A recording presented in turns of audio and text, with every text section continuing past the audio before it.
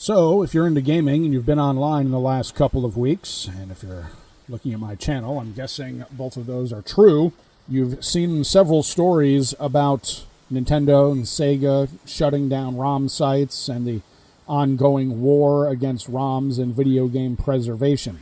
Now, this isn't a new story, but it's ticked up a little bit recently.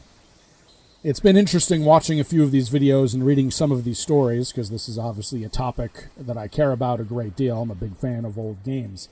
The gaming companies are facing a big problem, and that problem is that video games have hit or are approaching what I call the wall of fun. Graphical advances over the years can only get you so far in the video game world before older titles, much cheaper or free in certain cases, are the same amount of fun as new titles that cost a lot of money or that you're supposed to sign up for subscription services for. There's a couple of big points that the experts talking about this stuff don't really seem to grasp. This stuff all comes down to money. It has nothing to do with preserving video game history. Video game companies don't care about that unless they're directly profiting off of it. What they do care about is getting those gamer dollars. And they've tried over the years to find different ways to monetize games.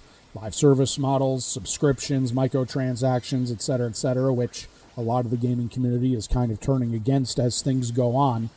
So they have to figure out how to continue to make money.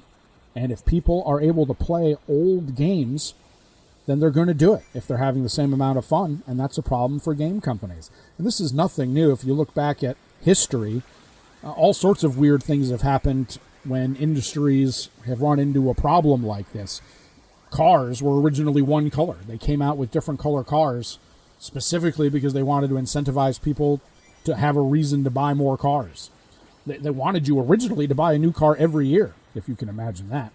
Apple, other electronics companies with planned obsolescence where your devices are supposed to slow down and fail, making you buy a new one even though the item itself is probably just fine. Light bulbs.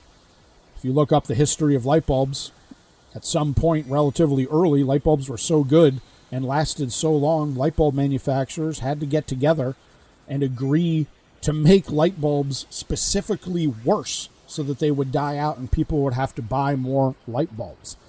And this is similar to what's happening in the gaming world now.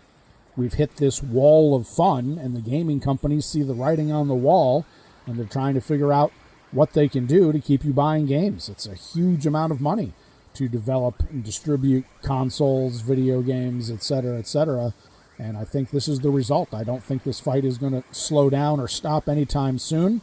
Anyway, I just wanted to give my 2 cents on this topic because it's weird to me that it seems like a lot of people are kind of getting hung up on the preserving history aspect of it, and they're not really focusing on is that the gaming companies are worried about their bottom line, and old games are a threat to their bottom line. It's easy to say for enthusiasts, what's it hurting? Oh, I promise you, it's hurting them and will continue to hurt them going forward.